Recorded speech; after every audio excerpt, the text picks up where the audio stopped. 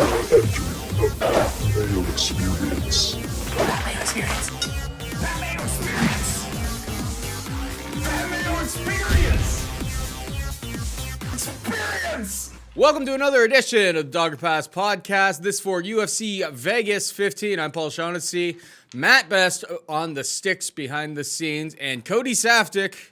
We're in lockdown again, Cody. Remember like last week we were like, what are the rules? What is going on? Like they brought the hammer down. So we're not So 2 weeks ago it was red zone. And then last week we were in studio. And then this week it's gray zone. Yeah, which gray zone where I am. lockdown. What about where you are? No, I'm in Hall Hills. So I think we're red zone, like teetering the edge, man. But things are still, for the most part, open. Gray, but all gray zone is no mas. So trying to limit my visits to the city. Sorry, can't see my boy Paul Shaughnessy, but this card is just guys that we fade all of the time. Mm-hmm. Problem is, some of these matchups involve. Yeah, well, what do you do? So let's break her down and get at it. But I mean, definitely a very dangerous week. 100%. All right, let's just get right into it. And there's nothing more dangerous than the heavyweight division. We got Curtis Razor Blaydes taking on Derek Lewis. Curtis Blaydes is a minus 370 favorite. Derek Lewis can be had for plus 310. I took some Curtis Blaydes when he's like minus 280. Added him to some parlays. Had him parlayed with like Glover and Santos not to go 5 rounds. We're starting to creep up towards minus 400 though, and it's like you start kind of thinking like, yeah, I think he wins like 80% of the time, but this number is getting closer to reasonable. How does Derek Lewis win? Well, Derek Lewis probably knocks his head clean off, and that is how you have beaten Curtis Razor Blaydes in the past. I like Blaydes here, but I think the price is starting to get towards where it should be, which is 80-20 kind of split here. Derek Lewis is either going to land a big bomb early, or really with him, we've seen over the years, that power does translate into rounds 2, 3. I mean, this is going to go 5. If he gets to round 5, he's probably safe in the clear for Blaydes. But I mean, I don't know how much value is left on this line, how much meat is left on the bone, but Curtis Blaydes, I think, wins by wrestling domination. What about you? Yeah, this is at least one of the fights on the card that I feel a little bit better about. I mean, listen, the blueprint has been written time and time again on Derek Lewis. How do you defeat this man? You need to take him down. Because, yeah, he's got that big power. But outside of that, what else does Derek Lewis has? Ground and pound, some big power. Maybe he can carry into later rounds because he doesn't really exert himself in those early portions. But takedown defense, I mean, that's always been his kryptonite. And you look at literally the majority, it's something like 85% of his opponents. But Alexei Olenek took him down. Ilir Latifi took him down 3 times. Logoy Ivanov took him down 3 times. Daniel Cormier, the GOAT, 4 times. Alexander Volkov took him down. Marcin Tybura took him down. Shamil Abdurakhimov took him down 4 times. Roy Nelson took him down 7 times. Gabriel Gonzaga took him down. Victor Pesta took him down 5 times. Sean Jordan took him down 3 times. Quan Potts took him down. Jack May took him down. It's just like it's an entire career if he's getting taken down. The thing is, if he gets back up, maybe he lands that shot. Well, here's the issue with Curtis Blaydes is that he does not want to fatigue. He's not one of these guys that, oh, geez, he took him down 4 or 5 times, and all of a sudden Lewis is getting up. Now all of a sudden Lewis is making him work, and now he's getting fatigued, and now he's dropping his hands, and now he's going to get clobbered. Like his last fight against Volkov, he took him down 14 times. He shot like almost a heavyweight record, like 25 takedown attempts. He just kept at it. And did he start to get tired? Yeah. But Volkov was able to scramble up for the most part, whereas Lewis just lies on the ground for these big lulls and waits for that big explosion. But he doesn't mind spending a few minutes on his back. And for that reason, I don't love it. He's 35 years old. You don't really see these huge improvements out of him. He's had bad knee issues. He's had a very bad back notoriously for a long time. His training situation has never really improved. I mean, he's kind of the big dog in his gym and doesn't have a whole lot of training partners. And so then that last thing is like, what about the puncher's chance, Cody? Because you're looking at the number 280, you got it at. What people jumped on it early, yeah, that's the move. Now, even so, still got him winning. It is what it is. But we talk about that puncher's chance. And here's the one thing that I'll give Curtis Blaydes. Who's knocked him out? Francis Ngannou, biggest murderous power puncher of all time. Now, Francis Ngannou touches you in a stand-up position, you're just out. You're out before you hit the ground. Mm-hmm. Derek Lewis's power is not the same. He's not a guy that just stands in front of you, clobbers you with one shot, and folds you over. He actually knocks you down. Once he gets you to the ground, he just pounds you out from that ground and pound position. He's not getting on top of Curtis Blaydes, I don't think. He doesn't have that stand-up power to just drop him with a clean shot. Well, I mean, maybe they're heavyweights, but I mean, you look at traditionally how he knocks guys out. It's on the ground, not exactly stand-up. I think Curtis Blaydes just circles around him, takes him down when he needs to, avoids all danger. You probably over 2.5 rounds just because he likes to take his opponents into some deeper waters and fatigue them.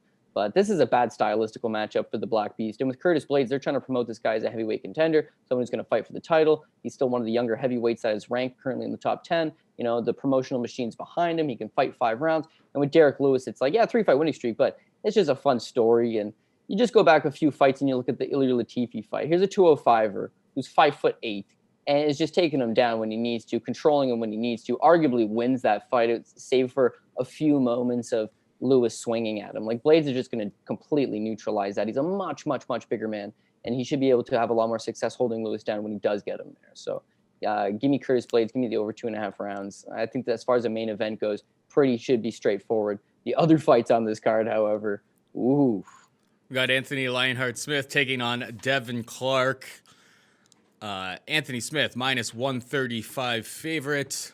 Devin Clark, plus 115. I saw on the gram, as the kids are saying, that Devin Clark's mother-in-law passed away like on Tuesday. So rest in peace to her.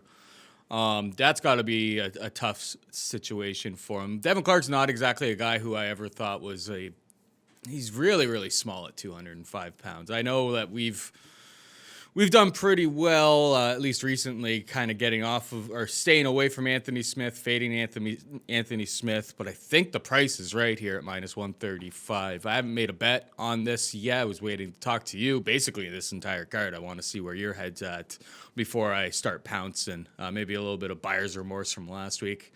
But right now, I'm kind of thinking Anthony Smith, 6'4" versus 6 foot, just a bigger guy. Devin Clark has struggled with his cardio in the past, not being able to go 3 rounds. I think Anthony Smith wins here. If you have to rely on Devin Clark to kind of secure takedowns,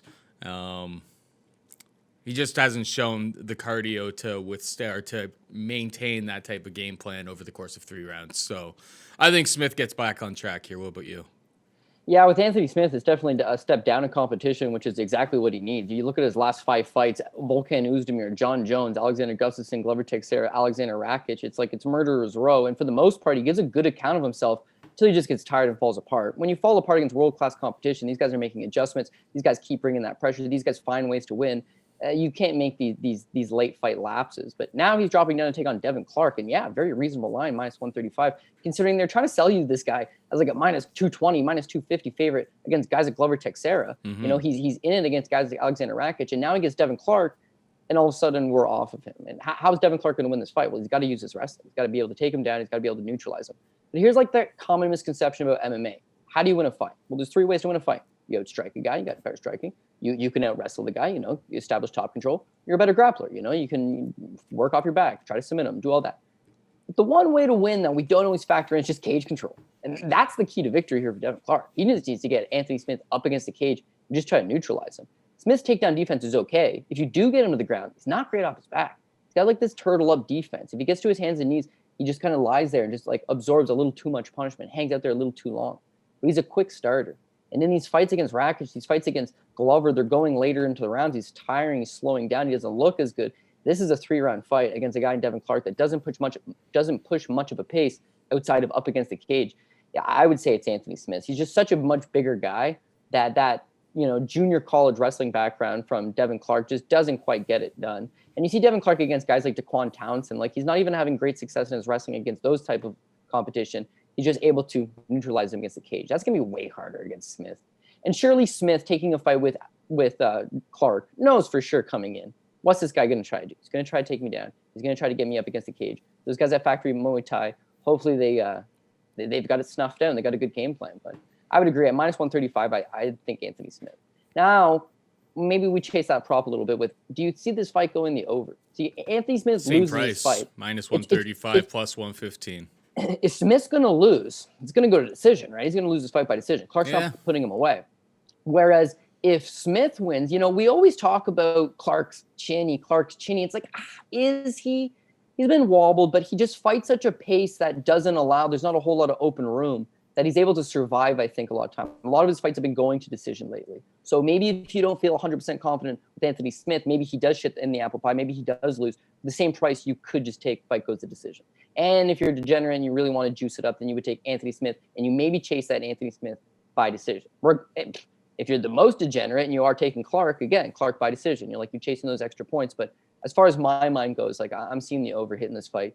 And I would think that Smith being the bigger man, if he's able to just keep the fight standing, able to land those better shots in that open space, that it'll eventually take what would be a relatively close decision. But for minus 135, you're willing to take that shot. Smith by decision is paying plus 325, plus 350 right now, depending on where you get it.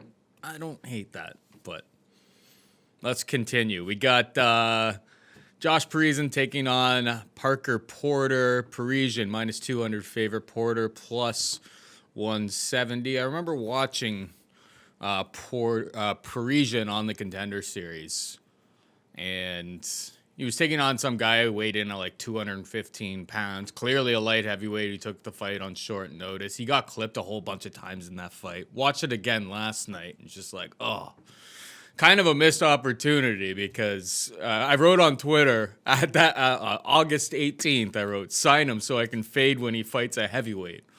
And then now I see him matched up against Parker Porter, who, I don't know where this guy is at this point. Got absolutely mollywopped by Dawkins.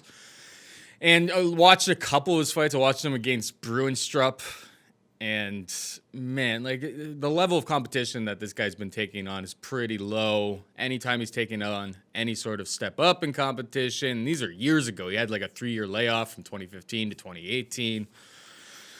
Just a real greasy heavyweight fight here. I suppose you put a gun to my head and I have to bet one side of this. It would be Parker Porter because it's probably closer to 50-50. I'm not impressed by Parisian whatsoever, but both of these guys are not anywhere near the old level of the heavyweight division in the UFC. It's dog or pass, likely a pass. What about you? Well, yeah, just the price seems off. If you're going to take a shot on the underdog, at least Parker Porter is plus 170, whereas Josh Parisian, you're getting middling heavyweight at best, and he's a 2-1 favorite, right? So, that's going to be a very worrisome. We forgot to mention one thing on that Anthony Smith fight really quick is that, we always said, friends don't let friends bet on Anthony Smith. And here we are, contemplating the idea of betting Anthony Smith.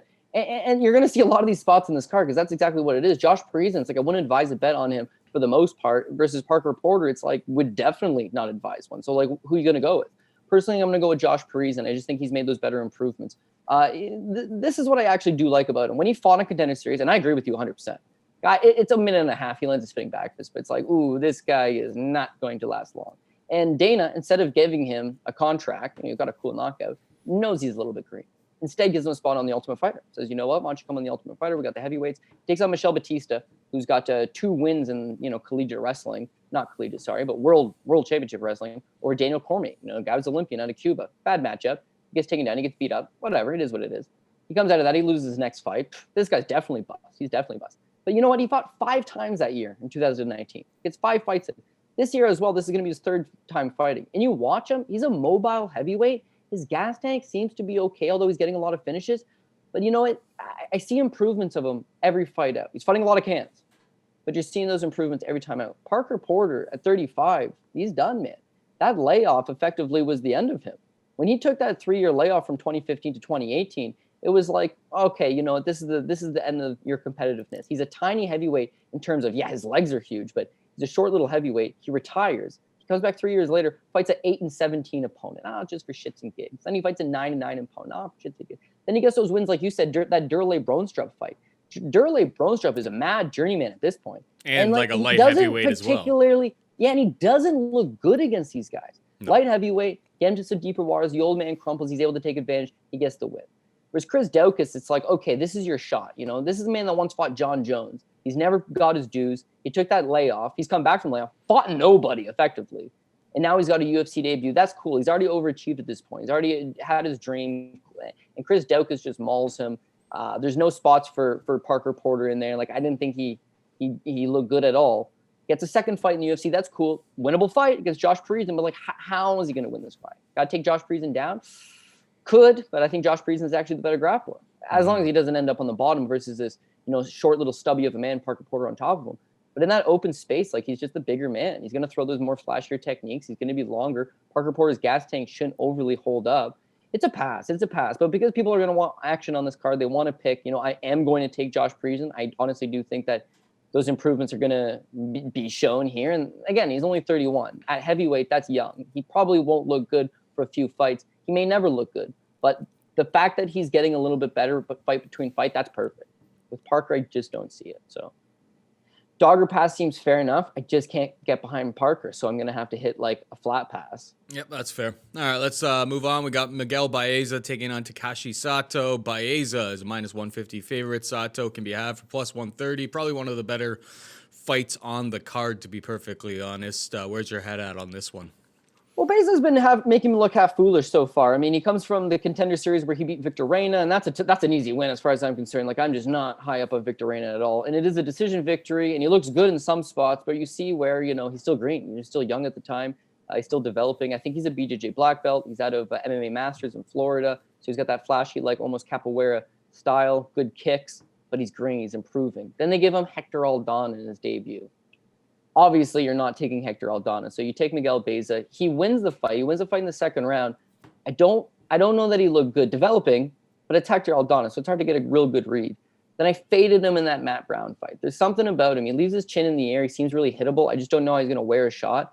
The fight starts. He's probably 3, maybe 4 times faster than Matt Brown. Like, it's like, holy fuck, man. Matt Brown's moving in quicksand, and this kid's just dancing all around him. But Matt Brown still manages to connect with him. He hurts him. He wobbles him. He lands a pretty decent elbow as well. But you just see this guy recover right as well. And as soon as he recovers, he puts it on him really good. And, he's got a good southpaw stance, good left hand. Again, the kicks are there. You see this is just another kid that's improving, that's getting better. I like what I've seen out of him.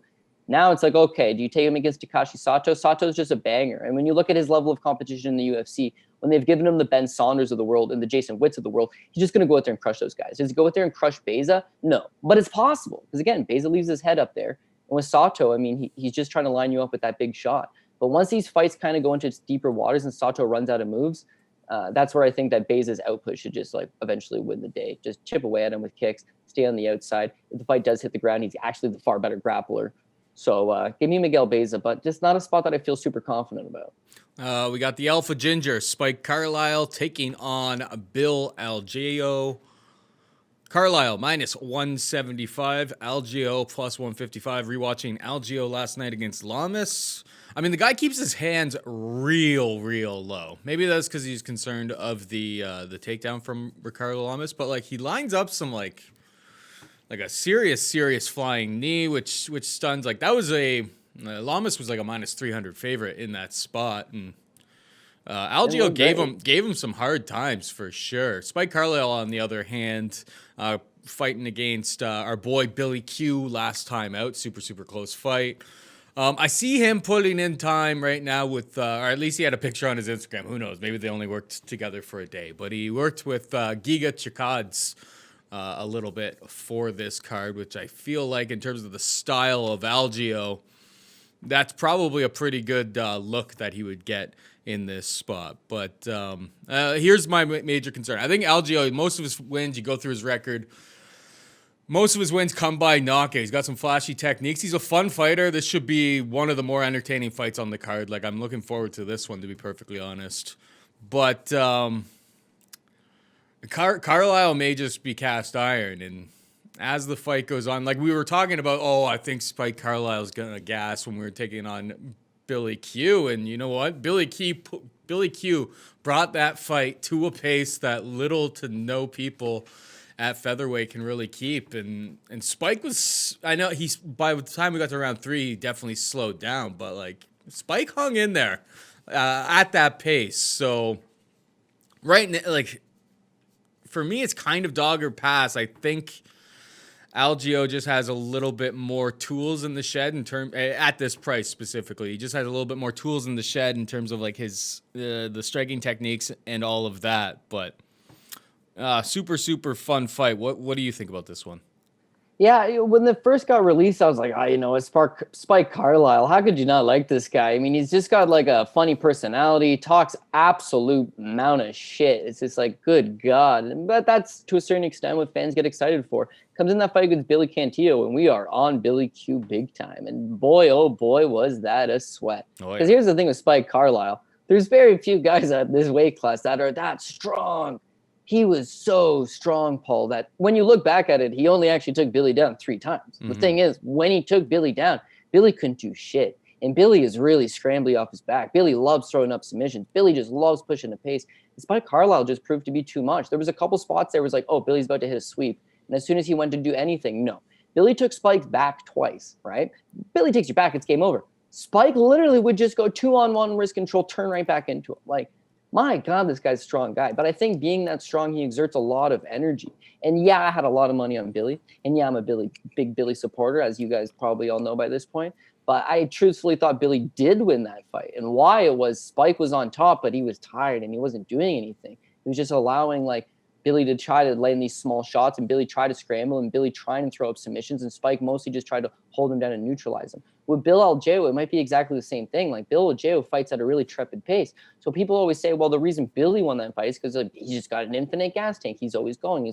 Very true. When you look at Bill Algeo, this is interesting. His fight with Brendan Lucane on Contender Series, even though he loses the fight, and he actually got taken down 3 times, right? He landed 147 significant strikes.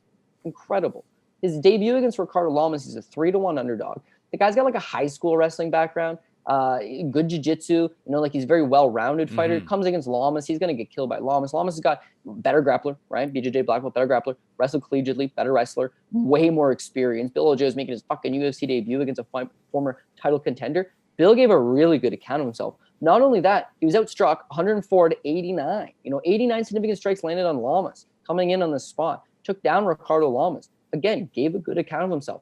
But when you talk about pace and being able to push the action, Bill can push the action. So my worry is that Spike probably goes out there and takes him down. But Bill might do the exact same thing Billy did. That's just keep working, eventually get back up. Keep in mind, Lamas took him down 5 times. Lamas is a way better wrestler and grappler than Spike, but he had to take him down 5 times. Why? Because when he would take him down, Bill would get back up. When Bill does get back up, he just throws a lot more strikes. That's what lost Spike Carlyle the fight last time out. And that's what could lose him this time. And then the last thing is, and this is just crazy theory, but when you're such a perceived dickhead like Spike Carlyle is, that's his persona, and you go to the weigh-ins and you talk shit, the judges, oh man, do you follow this guy? Like, do you read into any of his shit? He just comes off as a prick a lot of the time. I would say that judges, and when you're sitting there and it's a close fight, you go with the humble martial artist a lot more times than you go with the guy that went out there and talked a lot of shit. Billy got what in a lot of people's opinions, not my opinion, but Billy got in a lot of people's opinions a favorable rub against Spike. Understandably so. Spike comes off as an asshole. If this is a close fight, Bill's getting back up when he's taken down. Bill's making him work. Spike gets tired again. Bill starts landing, his strikes. He lets his hands go. He doubles them up on the significant strike count, wins a decision. I'm not surprised. When I look at that dog money, that's a dog that I like. So as far as me taking Blaydes, Smith, fucking Josh Parisian, my God. Miguel Baeza. Okay, Bill Algeo is definitely a dog with a shot here. So again, whereas I initially thought Spike's just going to be too strong and hold him down, I think that Bill could follow the exact same game plan that one Billy Q played out for him and have the exact same success. So give me a dog or pass on this Bill Algeo versus Spike Carlyle fight. I see that this one, the over-under set to 2.5 rounds. It's a straight pick 'em right now. Fight goes to decision, yes, is plus 140, plus 135, depending on where you get it.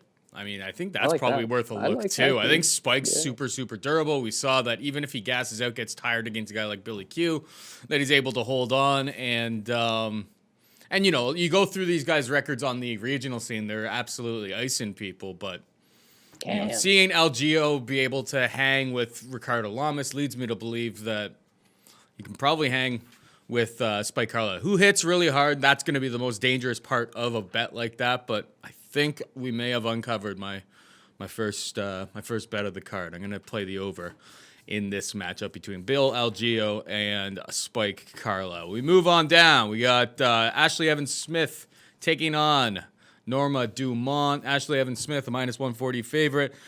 Dumont can be had 4+ 120. Ashley Evans Smith coming up from 125 pounds to 135, where she has fought before in the past. Norma Dumont coming down from 145, where she had no business. She kind of took it on short notice, taking on Megan Anderson in her last time out. And I mean, she was holding up Megan Anderson against the cage and doing all of that. 8-1 clean shot down the pipe, and there goes your undefeated record.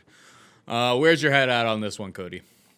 Yeah, I mean, it's hard to get a great read on it. With Norma Dumont, it's that there's just not a whole lot to look at. As far as her regional scene career goes, from the limited tape that is available on her, you just don't know exactly how far along in her career she is. She signed to the UFC. She was coming off a win over this Mariana Moraes, won a majority decision. You can watch that fight on Fight Pass. 13-8 opponent. And again, I mean, she's developing, she's cream, but like, where is her specialty? Is she a grappler? Doesn't seem like it. Is her striking very good? Like, no, not particularly. Her jumping up and taking that fight against Megan Anderson, like, well, why? Jumping up a weight class, but there's nobody at 45. And they just need to sign anybody. For someone like Dumont, Dumont's really hot. At least that's what I take from it. Good-looking gal. Sign with Megan Anderson. Megan Anderson is, in a lot of people's opinion, super hot, right? Maybe they're fetish people. I don't know. But it's whatever. We'll put this fight together. One of them is going to prevail. Probably going to be Megan Anderson, and that's exactly what happens. I mean, to Dumont's credit, she came in as a sizable underdog, like plus 225, and she didn't even make it out of the first round. Got caught by Anderson. That's all she wrote. Is she going to have a size advantage over Ashley Evans Smith? Yeah, for sure. But Ashley Evans Smith's going to have that wrestling advantage. She's going to have the experience advantage. She would, I don't know if you can say she has a striking advantage, but theoretically, you at least know what you're getting out of Ashley Evans Smith. Dumont's here's the dilemma. Here's the dilemma with this fight. Champion or something like that. Yeah, so not a grappler. She's from Brazil, but it's mostly Sanda's like a mix of like kung fu and something else, I believe. Sanda's a lot of striking, like kickboxing, and it's got a lot of throws, right? Mm-hmm. So, I mean, they're good in the clinch position. They're good at tossing their opponents to the ground. Again, if she's able to toss Ashley Evans Smith to the ground and get on top of her, Ashley Evans Smith has the better grappling. But you have a girl moving down from 145 pounds. With Evans Smith, yeah, she fought at 135. You're right. But she wasn't exactly a very big 135er to begin with. When you see her struggles in the UFC, it's like, it's very hit and miss. And again, that's what I come back to why I say it's the dilemma here. You have someone in Dumont who you don't fully know what to expect versus someone in Ashley Evans Smith who you know exactly what to expect. And what to expect is not very good. I mean, as far as her having that wrestling background, that collegiate wrestling background, you just don't really see her use her wrestling that effectively. Her top game, yeah, good at points. Her cardio, just lackluster. Her striking, she pulls a lot of her punches. One thing about her is that she wears damage awful. You could hit her with a few jabs and she'll start to bruise up. She'll start to bleed a little bit. I mean, it doesn't always give the judges the best opinions. She gets winging a lot of punches when she starts to get tired and a little more desperate in there. She's fought in good girls. She's fought in bad girls. She's looked good at times. She's looked bad at times. Like, I would have to say that it's a complete dog or pass because they're trying to tell you Ashley Evans Smith's the favorite. I can't get behind that myself. I would say that plus 120 at Norma Dumont. But truthfully, it's like you probably live bet it if anything, or maybe hit the over if anything. I have a feeling that's not going to be a very good price tag either. But yeah, honestly, don't force spots. This is a pass type fight. The over is minus 275 right now. Wow, yeah. For that price, you don't want the over because I mean, Dumont took one clean strike down the pipe. Now it was up a weight class and she folded. And we've seen Ashley Evans Smith, the bulldog choke against Raquel Pennington comes to mind. Like, yeah, the elbows against Macedo. Risky business again, when you're laying nearly 3-1 on something, I would say. Ashley Evans Smith has a win by TKO over Fallon Fox. He used to be a man, baby. So, yeah, she's got some power, right? Like, if she gets on top of you and starts mashing you with some elbows, she could put you away. Mm-hmm. But ultimately, the size, I think, is what's scaring me off of it. So I'm going to hit a pass. Martin Day, minus 155. Anderson Dos Santos, plus 135. Where's your head at on this one, kid? Martin Day just seems to be a little bit faster. He's got that Taekwondo background. He's got a really good kick game. My issue with his kick game, and for that matter, having a Taekwondo background, is they throw a lot of spinning techniques, and it's like, dog, it's the UFC. Like, if you're going to throw that shit, you had better hope to God it lands. Because for the most part, they're just going to use this as an opportunity to take your back. They're going to use this as an opportunity to clinch up with you, and who knows. And with Anderson Dos Santos, I mean, that's his best path. He is really, really slow when you see him out there. He does not move his head off the line. He's extremely hittable. He's durable at times, but we've also seen him rocked in there a bunch of other times as well. He seems to be like he's going to be the smaller man. I think, what's he listed at? 5 foot? He is, let me just make sure, because that was one big discrepancy. I thought that he was going to have coming in. So Anderson dos Santos is 5'5", right? And Anderson dos Santos 5'5", right? So he's giving up a 5-inch reach advantage and a 3-inch height advantage and a 3-inch reach advantage. On Tapology is the exact same between the two of them. Well, you got to go by Fight Metric. Fight Metric is 73 for Martin Day versus 70 for dos Santos, and that's going to be the accurate stat, right? He's also got a 5-inch height advantage on him. So what I honestly see playing out is Anderson dos Santos does have the better grappling. He'd have to, if he's say had top position, but his wrestling's not all that good. He's going to have to chase Martin Day down. And because his striking is just not all that good, it's herky-jerky, it's slow, it's robotic, and he's a little bit slow in there. I think he's just going to get picked apart with the kick game from range. He's going to really have to do a lot of work to close that distance and get a hold of him. If he doesn't get a hold of him, it's just going to be Martin Day picking away at him. Andre Ewell fought a very similar game plan. He had a big height advantage. He had a big reach advantage. He stayed to the outside. He used jabs instead of kicks. Martin Day is a little bit quicker than Andre Ewell, I think. He's going to have to mind his P's and Q's in there. And again, this is Martin Day. He's 8-4. He's on a 2-fight losing streak in the UFC. He has not looked very good by all means, but they're giving you two guys. You know what this is? This is UFC. What are they calling it? Are they calling it UFC Vegas 14? 15. This is UFC walking papers. They owe a bunch of guys contracts, right? It's right before the holidays, so it's like you might as well take a paycheck on your way out. They're cutting like 37 people. Who was it that got released recently? Oh, Formiga.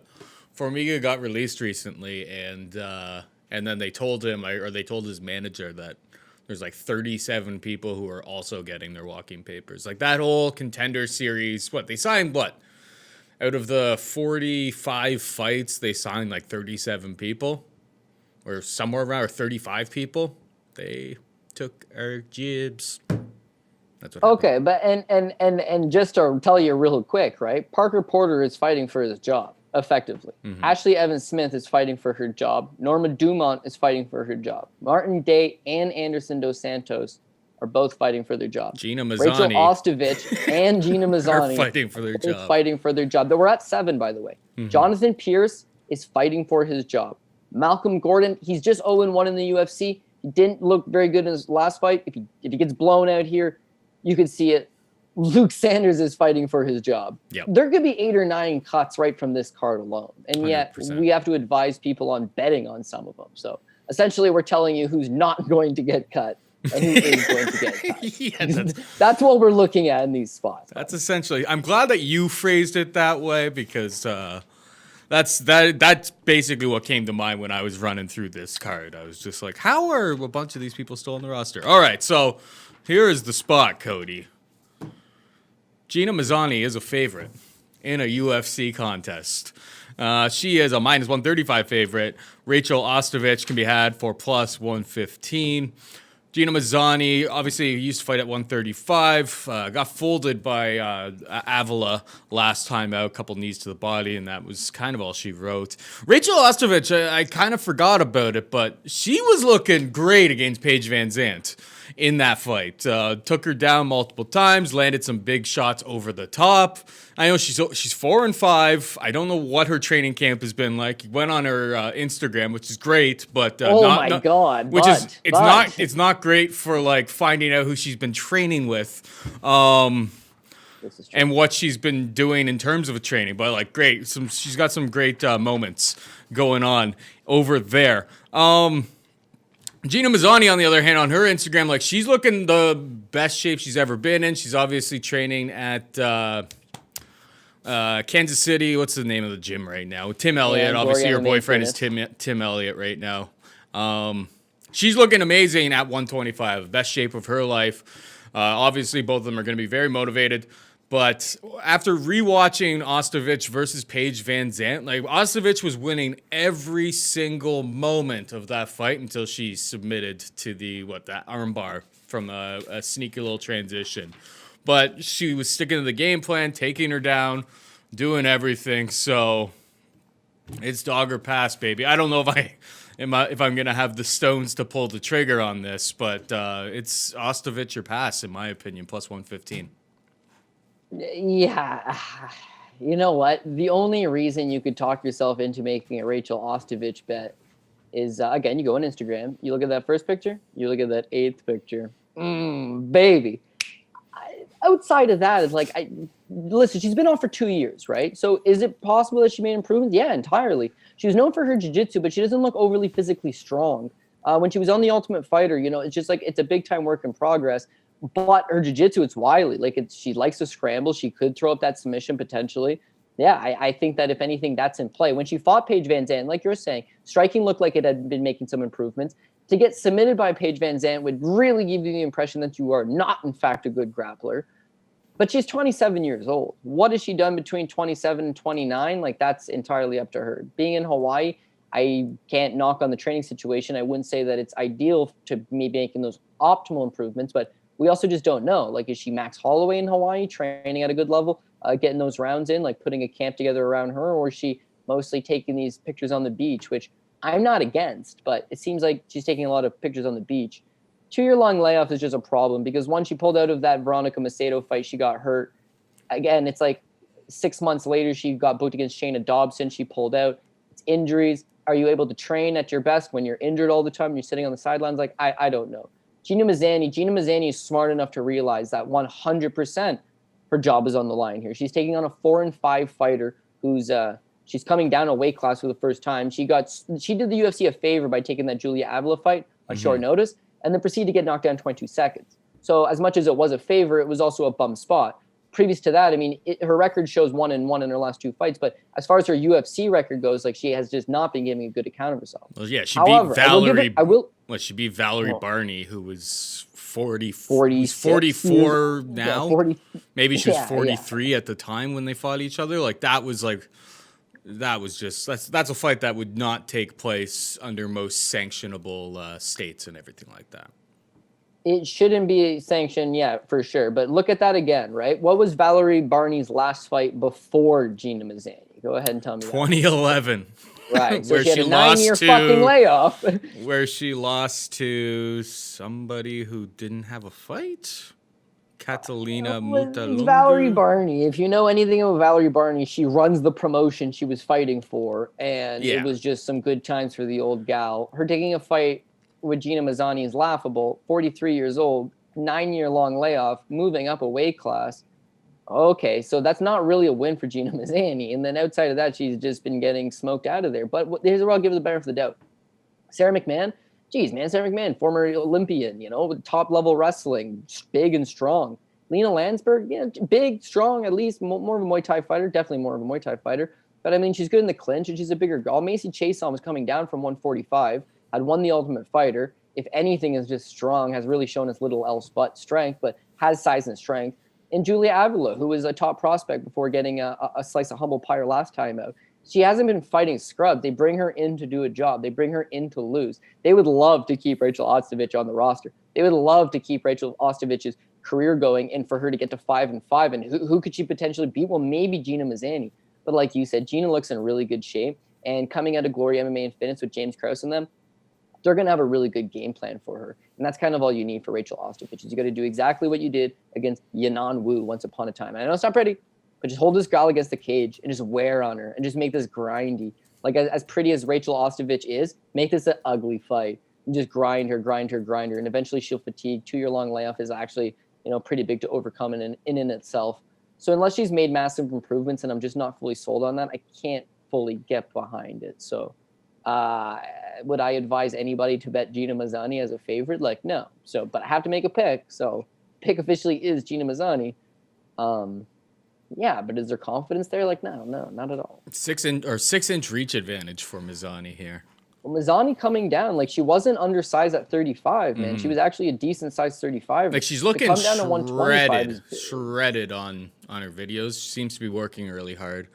I don't know. What a tough state of affairs here. Here's one for you. Gina Mazany was living in Las Vegas for years, right? And out in Las Vegas, she was actually a bartender, like a well-known bartender. And now you're working in the pub scene, and you're eating the pub food, and you're drinking, and you're working this full-time job, and you're right on the strip, and you're right in the action. That's where she meets Tim Elliott. Now her and Tim Elliott settled. His fight career goes to fucking shit. Her fight career, she's fighting girls that are just above her. I can't say that she's not trying. Tim Elliott's way more talented than he shows. She's not more talented than she shows. They're just giving her bad matchups, right? Them leaving, you see him leaving. You see him go back to Kansas and the improvements he makes. and just the focus that he gets, and he comes in way better shape and fights a way better, gives a better version of himself, she could completely do the exact same thing. Yeah. And if she does, she wins this fight. With that being said, Ostovich, 27-29, 2 years off, might have just been spending every day in the gym. Hard to believe because she seems to spend a lot of time at the beach. I don't know. You're saying dog or pass. That makes sense. I'm saying Mazany or pass. And again, I hate to say pass on all these spots, but pass is not a bad. Yeah, it's not. It's one of those cards because, like we've been saying, you know, there was a couple weeks ago. Last week we obviously got torched, but the week before we were just like, you know, this feels like a dog card, but like it's not so easy on this one. Like, trying to pull the dog. trigger on said dogs. You're like, yeah, this is a lower level of competition than we've seen on other cards, but it's like I don't really want to put my hard-earned money on some of these spots, even if it's perceived value. You know what I mean? I'm sure you'll have your parlays and stuff, but I am. I gotta. I'm a struggle bus trying to find like things that I really want to put serious cash on this week, which I think is fair. Not every week is gonna be Hammer Town. All right, we got Kai Kamaka taking on Jonathan Pearce. Kai Kamaka minus 300, Pearce plus 250. Pearce, obviously, in his last time out, got mollywopped by Joe Lozon. Kai Kamaka, real savvy veteranship against your boy Tony Kelly, who was coming on in round 3. And then, what was it, a nut shot or something like that? Bought himself a bunch of time, kind of stole that one. As Tony, who knows what would have happened? Tony Kelly was obviously down in that fight, but crazier things have happened, and Tony Kelly was definitely coming on at that point. So, I'm not sure the nut shot actually worked, but crafty workmanship from Kai Kamaka in this spot. I don't know. Watching Jonathan Pearce get absolutely smoked by Joe Lozon, it's hard to jump on board there. So it's Kai Kamaka or bust for me. What about you? Yeah, Kai Kamaka, the only thing that would worry me is that he's taking the fight on short notice, and he looked against Tony Kelly like he just exerted so much energy in that first round that in the second round, he's gassed. He loses the second round. In the third round, he's still gassed. And then the nut shot buys him 2-3 minutes, enough for him to muster up enough strength to get the takedown. Takedown wins in the fight. Close fight. Some people actually did score for Tony Kelly, but Kai Kamaka did the better work.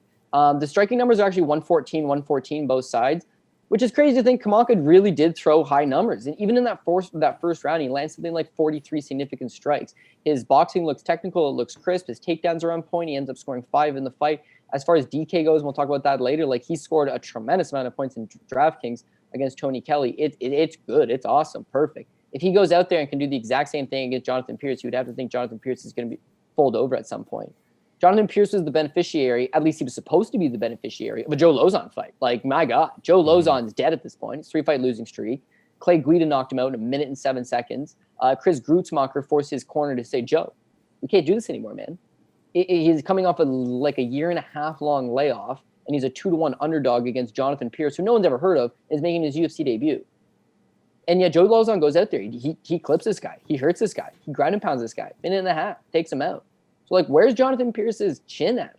I don't know. Because previously to being knocked out right there by Joe Lozon, he hadn't shown a chin issue, but he does get finished quickly. He's got this loss to Quinton Culpepper by toe hold, first round, doesn't matter. But Lance Lawrence also submits him in 24 seconds. Mm-hmm.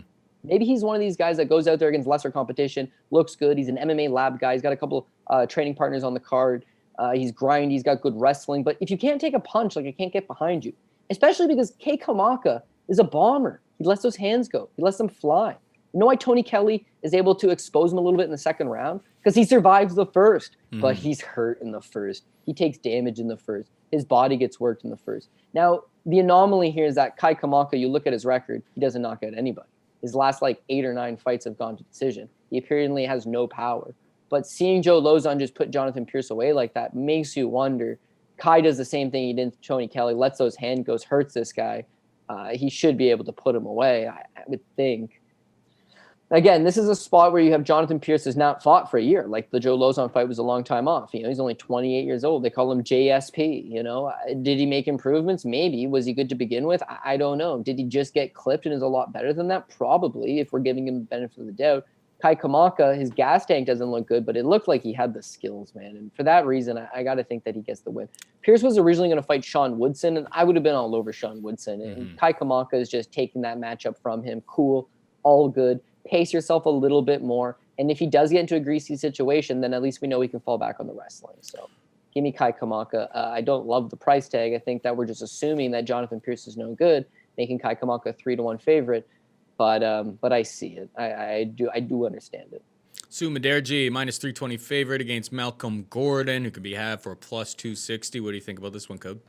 Okay, so the line's off. Like, Malcolm Gordon's definitely a live dog, considering that he's going to have the grappling advantage. He is a Brazilian Jiu-Jitsu black belt. If he does manage to get this fight to the ground, I mean, he could potentially submit Mudaerji, who's just not seemingly shown a whole lot of great grappling as well as takedown defense. When you look at Malcolm Gordon's career, though, and then this is actually Tale of Two Fighters, right? And it's a very, as old as the sport itself, it's going to come down to a striker versus grappler. Because in Malcolm Gordon's case, he starts his career actually as a striker. That was his bread and butter. Team Tompkins guy, spends a lot of time with the guys at Adrenaline MMA in London, spends a lot of time at Extreme Couture in Las Vegas. His first loss to Randy Turner was actually a big upset, Canadian MMA standards.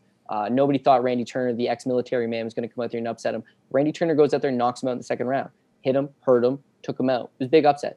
Him losing his next fight to Austin Ryan, it was an upset. It wasn't as big as Randy Turner because he literally just lost. But again, same thing. Austin Ryan comes out of left field, 4-0 prospect, hits him, hurts him, knocks him out. His third pro loss against Dimitri Wattenberg, his legs just absolutely got chopped out from beneath him. He was not able to check any of the kicks despite being a Muay Thai specialist himself. And eventually when he was immobile, he just was a sitting target. And Dimitri Wattenberg knocks him out in the first round. His chin is not all that good. Now he goes on a little bit of run where he switches up. He says, fuck this striking stuff. I'm going to start grappling. Gets a Brazilian Jiu-Jitsu black belt and just starts grappling. But you even look back at that fight with Yoni Sherbatov, which is 2 fights back. He's hurt in the first round, man. He's stung. He's wobbly. And he manages to get on top, take the back, get that rear naked choke. But it's like the striking's just not there. Now he takes his UFC debut. Great. That's cool because Gordon's put a lot of time into it. You got to realize that guys that spend that much time in the regional scene and they put that much time training, when it's pandemic time, they're signing up anybody. Guys like these deserve a shot. And he gets that shot against Amir Albazi. He comes in. I believe he was a +115 underdog.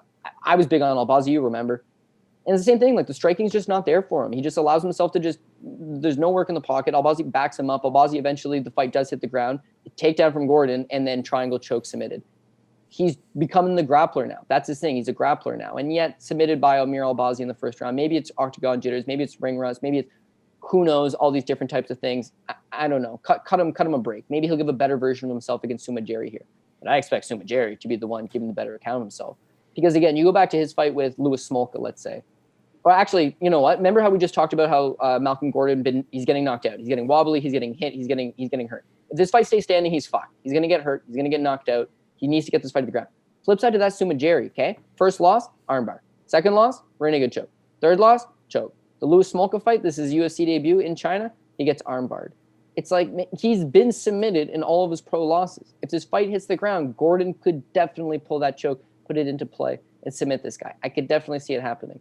The difference there is that with Mudaerji loses that fight to Louis Smolka, he takes about a year off afterwards, right? When he comes in against Andrei Sukmantath, he's only 23 years old. He comes in against Sukmantath. You saw a lot of improvements. This guy's southpaw stance is nice, man. He's long, he's rangy. He's got a really nice left hand down the pocket. He stunned Sukmantath in the first round a couple of times. But beyond that, you see this guy getting more confident. Now, Sukmantath's not a wrestler in the slightest bit. So when Sukmantath shoots a couple takedowns, Mudaerji looks good stuffing them. But, like, what are you stuffing? Come on. I mean, it's Andrei Sukmantath shooting takedowns against you.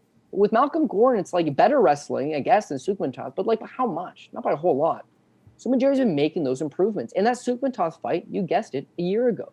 Now he's still only 24 years old. If someone's going to come in there and expose him, catch the back, get a rear naked choke, maybe it is Gordon. And for this line, Gordon is definitely a live dog, as I mentioned. But I'm actually going the other direction. I think Mudaerji spending this time, making those improvements, getting older, filling out his frame, getting strong, getting more experience, striking. He's going to have that striking advantage. He just needs to keep this fight standing.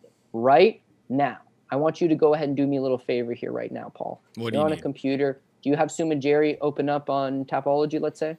Tapology? Sure. Well, can do that. whatever you have it open Yep. as, whatever. Okay. What do you need? Go me ahead to? and click on that Instagram link for me there, right there, Paul. Just go ahead. All right, I'm clicking. You see that third picture on Instagram there, Paul? Why don't you go ahead and click on that third picture on Instagram there? What we got here? He's got the Sultan of Spin, I believe. Okay. On But the you see far that? left. But you see this? You see the note that he messaged? It says, "Work on wrestling and grappling with brothers." You see where it's tagged out of, Paul? Dagestan, Russia. Ooh. Now, Mudaerji, actually, after With, he beat Andrei Muslim Sukmatov, Salikov. Hopefully, he's been working on his wrestling because that's not usually his go-to. Magomed Khanov, Shamil Magomedov, and some guy Adilov Coach. Lots of odds. Yeah. Right. If it's Now, OV, if it's an Wesley- OV, it's good enough for me, as Cody Saftic He's says. working on his wrestling in Dagestan, and here's actually a really cool, interesting note prior to that. He doesn't post a whole lot on Instagram, but the post before that has him all at American Top Team, right? And a little bit at Tiger Muay Thai, but he spent a lot of time at American Top Team. When he fought Andrei Sukmatov was fighting out of American Top Team. Mudaerji was still fighting out of China. After he wins this fight, American Top Team approaches him. "We like you. Why don't you come down and train here?" He does come down and train at American Top Team.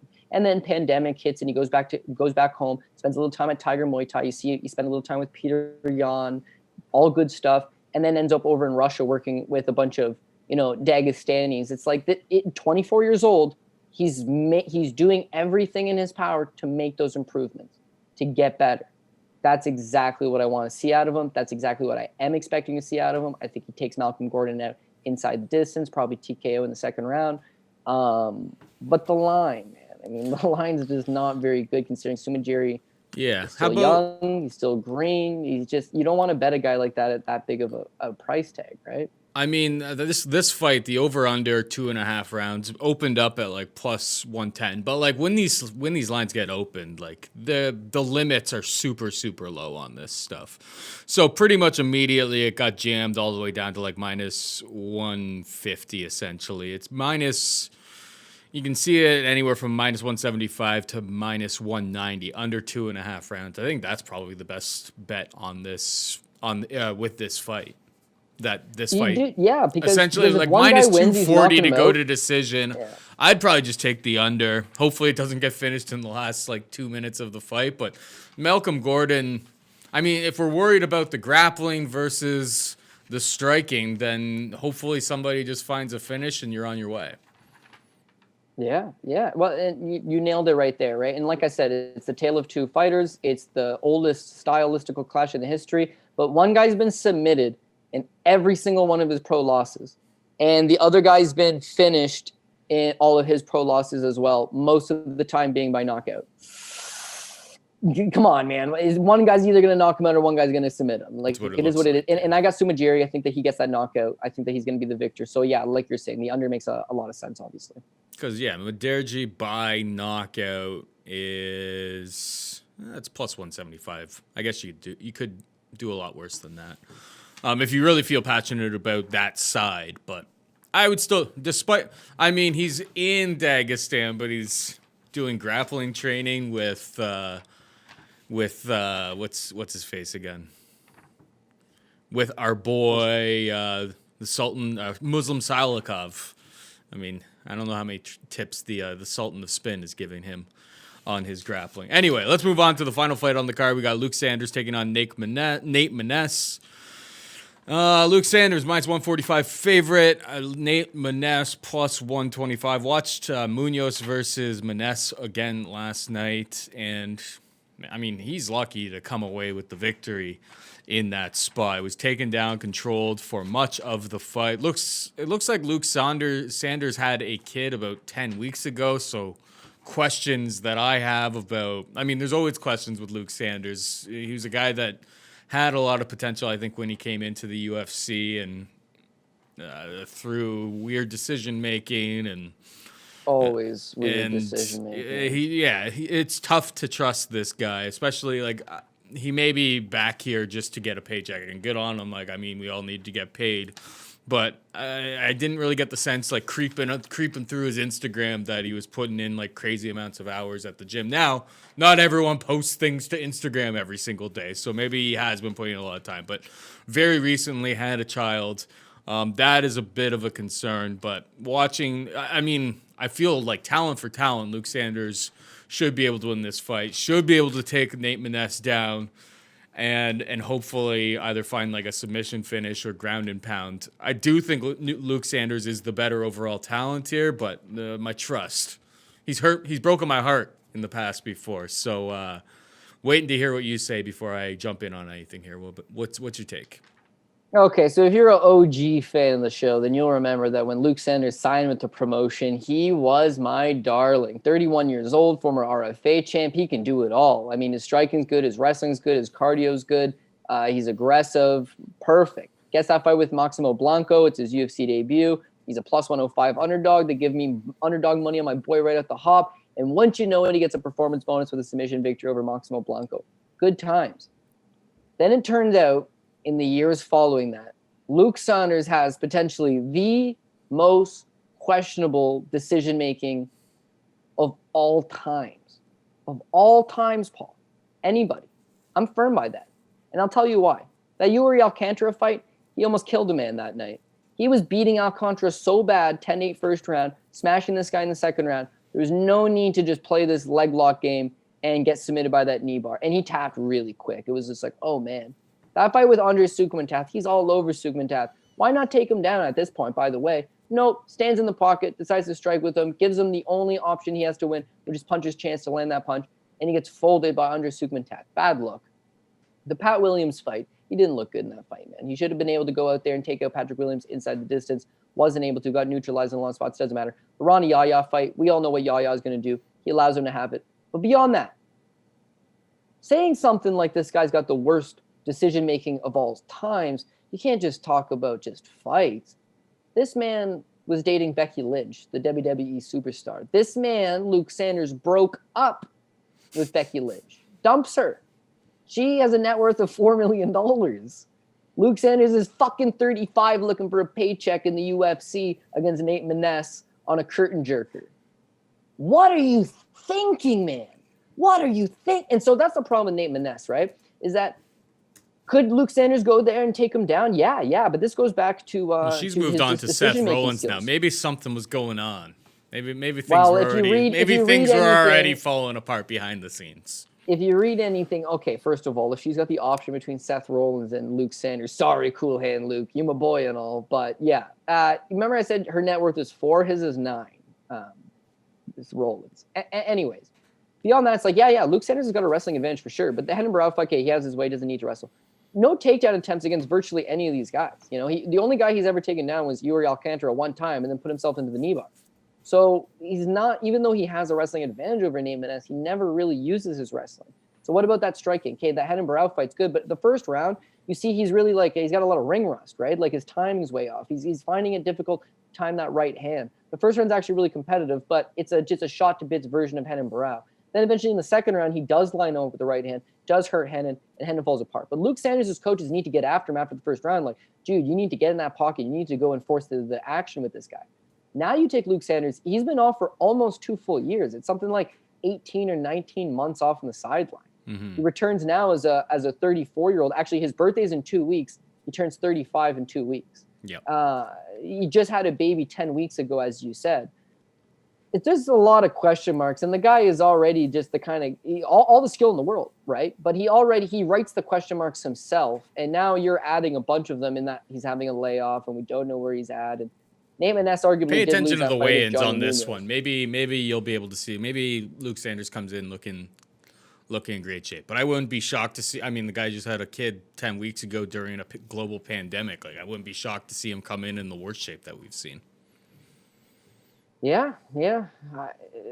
I don't know. His cardio is usually pretty good. I mean, it usually holds up. And Nate Maness is not, I don't think he's going to catch him and knock him out, and he's definitely not going to submit him. So it's like, what is the path to victory for him? But it's that Luke Sanders just stands there and win the pocket with him all night. But if he does do that, then Luke Sanders probably does win this fight. So I want to tell you, bet Luke Sanders. In fact, I've never told you to not bet Luke Sanders. I've never picked against him. It's that I'm smart enough to realize that, like, he fights a lot of these same issues for himself. Come time when I got to tweet parlays, obviously this fucking guy's going to end up on some. And he's the kind of guy that shits in an apple pie, because all of his losses, mind you, were an apple pie shit. You know, like every time he loses, it's been a devastating effect for me. His fight with Ronnie Yahya, whatever. At least he was even money there. But his fight with Andre Sukumantath, he was a minus 250 favorite. Favorite against Alcantara. Like, I always have faith in this guy. He's always shows off his skills, and then eventually something happens. He gets himself submitted, and he gets himself knocked out. He just makes a bonehead decision at the wrong time. Like, can we really bank that he's not going to do that? Like, no, probably not. Minus 145 as a price tag seems good. Seems like fair. You'd want to get it a little bit better, but you're probably not going to. So I got Luke Sanders, and I think that Luke Sanders doesn't put him away. I think that Nate Maness is able to survive, and it ends up being a Luke Sanders decision. Okay, let's jump quickly into a DraftKings breakdown for the card here. I don't know if you have it pulled up in front of you, Cody, or I can announce the fight and the price if you want to go that way. But Curtis Blaydes, 9,300. Derek Lewis, 6,900. I mean, Blaydes scored, 11 takedowns last time out? He's going to be 14. going to the takedown. He is a very, very viable option up top. Derek Lewis could potentially have like GPP sexy kind of appeal, but it's Blaydes for me. Yeah, Blaydes, listen, how's the best way to score points in DraftKings? You want takedowns, you want lots of them. You want, if you're not going to get that quick finish, you want 5 rounds of just takedown, takedown, takedown. Curtis Blaydes has that potential. And as far as DraftKings is concerned, Blaydes against Volkov yielded 144 points. Mm-hmm. So that's the kind of plays we're looking for. Even though he's $9,300, he's, in my opinion, the safest play on the card, and he's got high potential to score points. So definitely looking at Derek Lewis or Curtis Blaydes. Derek Lewis, as far as punts go, yeah, like he does knock guys out. But I mean, I'm volume's really usually really low. Yeah, with Anthony Smith, it's like he gets neutralized a lot, and I expect Devin Clark to try to hold him up a lot of the time. So even though he's 8,500, and he could get both a submission or a knockout, really, or more preferably a knockout, but he could submit him as well, I meant to say. At 8,500, like, it seems fair. I'm just not an Anthony Smith guy. I never really have been. I'm going to try to take a pass on that myself. Devin Clark's best path to victory is cage control, hold him up against the cage. That doesn't usually yield a whole lot of points. Yep. Josh Parisian at 9,000. Like, when you look at his regional show career, he fights a lot of low-level guys, and they're almost always finishes. Parker Porter, they're usually a lot of later finishes. Parisian at 9,000 is just like too high of a price tag for this guy. However, the one thing, though, is like if he does win, I could definitely see him scoring a fair amount of points. When you were talking about Dogger Pass earlier, Parker Porter's got a lot of that as well. Like, theoretically, if he is going to win this fight, he is going to get a finish. And at $7,200, getting a guy that's going to score a submission finish or like an inside the distance victory would actually score considerably well. But, he scored 8.5 points his last time out against Dawkins, getting knocked out in the first round. I just don't really see it going all that better for him. Baeza versus Sato, like with Baeza, I don't know. I don't like $8,700 on Baeza. If I was going to place any of them, Sato is going to be a much cheaper, and Sato's got that big potential to maybe just clip him early like Matt Brown did and hopefully swarm him, and don't let him recover. But I would probably hit more of a pass on that altogether. Spike Carlyle, the problem is with only scoring 3 takedowns and just holding the guy down for the most part is that there's not a whole lot of scrambles. He doesn't want to tire himself or exert himself. So if he doesn't throw a whole lot of strikes and it's mostly just holding the guy down positionally, not a whole lot of points. 7,300 Algeo. Yeah, Bill Algeo actually, he was 7,000 against Lamas, and he scored 50 points. And people were happy with that, man. I mean, he still scored 50 points and a loss to Ricardo Lamas. Like, hey, kid, good on you. I think he ended up on a lot of good lineups at the end of the night. Spike Carlyle is not the fighter that Ricardo Lamas is. And beyond that, Bill Algeo is not. He's got his UFC debut out of the way. He's got a full camp under his belt now. He's starting to feel himself. He's getting older. He's maturing. Spike could also come in as a better version of himself to not gas out quite as quickly, bank 2 rounds and win a decision. However, Bill Algeo is going to fight for your money and fight for your DK points. And for that reason, I really like that 7,300. Ashley Evans Smith, honestly, the way Dumont went down in her last fight, Ashley Evans Smith's worth a look at 8,300. Dumont at 7,900, like I don't like her nearly as much. I think that it'll probably go to decision if she's going to win, and Ashley Evans Smith will mostly just lie on her back. So fair. Dumont is a no play for me. Ashley Evans Smith, she's probably going to be low-key, like low ownership with at least a potential of getting a finish. I don't love it. I'm just saying at $8,300, someone that could get a finish, worth at least a little bit of a look. Martin Day should just have target practice on Dos Santos. But again, if Dos Santos is able to close that distance and get a hold of him, we've seen Martin Day tire his last time out against eventually start to fatigue. Maybe it's throwing that many kicks. Maybe it's that work rate. Maybe it's that footwork. Hopefully he shored that up. At $8,800, I don't know that he knocks out Dos Santos, and so I'm not 100% sure that he's worth it. Probably hit a pass on that. Dos Santos, 7,400. If he does going to win, it's going to be more of a grindy style of game plan. So I don't know that scores as well. Mazany 8,600, Ostovich 7,600. It's going to be a grinding, grappling type fight. You hit a pass on that. Kamaka at 9,200. He's got so many decision wins that we really need a knockout for 9,200. But at least with Jonathan Pearce. I mean, he'll probably be low owned if there. you play like multiple lineups, but like it's hard to not want to just pay up for Blaydes, who seems a lot safer. I mean, with Blaydes, you just have to avoid getting knocked out, really. Yeah. Well, and not only that, right? When you consider the pricing this week, it's like, well, we like Blaydes and he's 9,300, rightfully so, right? Kamaka is the second highest priced guy at $9,200, and he doesn't really have that decision like he's more of a decision guy. But Josh Parisian at 9,000, like I'll hit a pass on that. Scott Carlyle at 8,900, like I'm hitting the pass on that with Spike.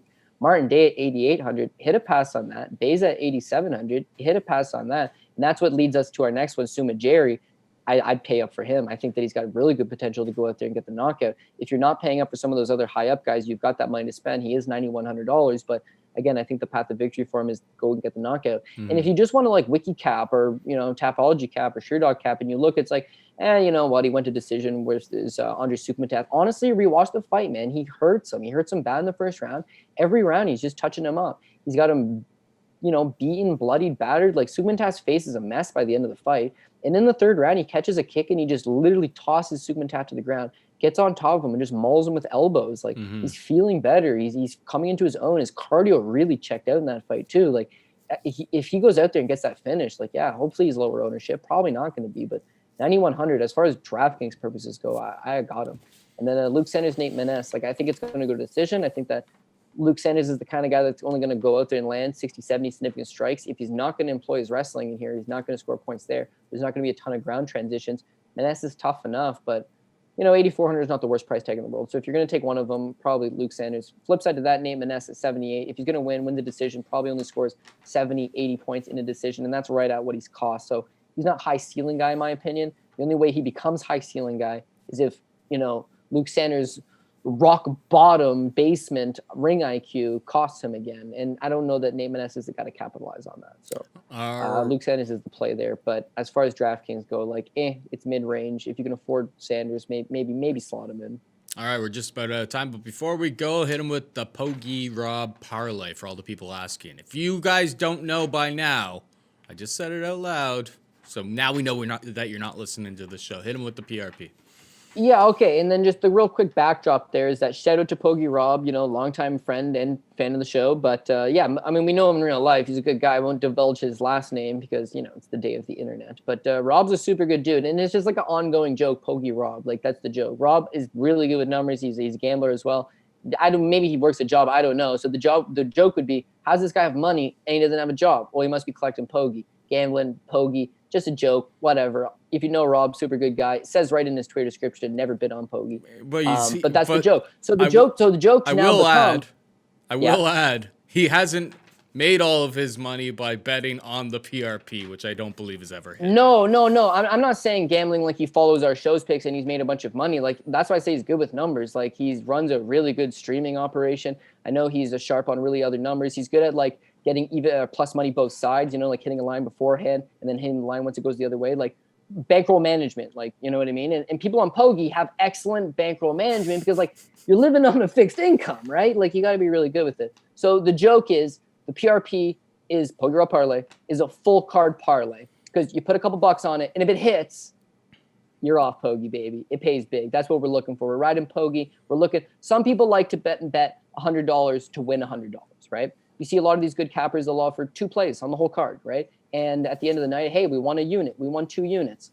Well, for them, a unit might be $100. So they've won $100, $200. But a lot of guys are playing, a unit is 1% of your bankroll. Their bankroll is only $100. So 1 unit is $1. So at the end of the night, you won $2 or potentially you won $3.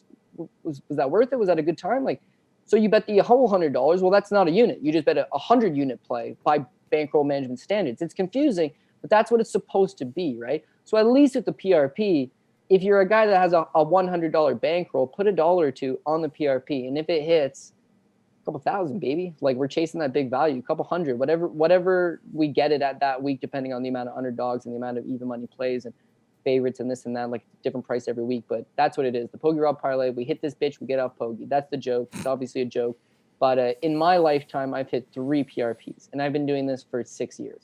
So I'm not going to lie. It's like a once every other year thing. But you're not betting big money on the PRP. And trust me, when it does hit, it's a glorious feeling. It really is. Are we counting Bellator? Are we counting Bellator for these No. PRPs? I'm talking UFC, and it has to be more than 10 fights, right? Because we have gotten some like shorter fight offerings. And that's the thing with Bellator. Like I've hit 7, 8, 1 PRPs. Yeah. LFA will hit PRPs. PRP on those cards. I mean, to hit that big, juicy 100 to 1, 200 to 1, it's going to have to be a UFC card. And again, have hit 3 of them over a 6-year period. Now, you look at the top bracket of the parlay. You look at the second bracket, we do it in stages.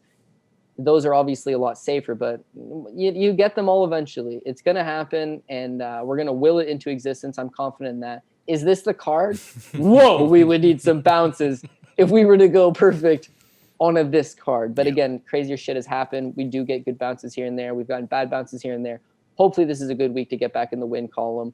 And excited to do so. So to hit you with the PRP, we're going to go with Curtis Blaydes. We're going to go with Anthony Smith. We're going to go with Josh Parisian. We're going to go with Miguel Baeza.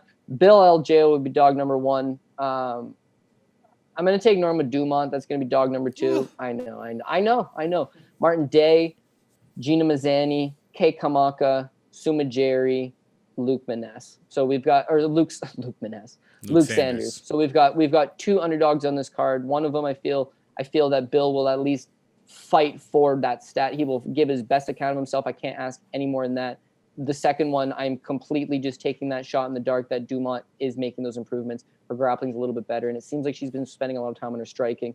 As you mentioned, Sonda background might just be enough to get the job done in a low-level spot like this. So that's all she wrote for this week, ladies and gentlemen. That is all she wrote for all of us this week.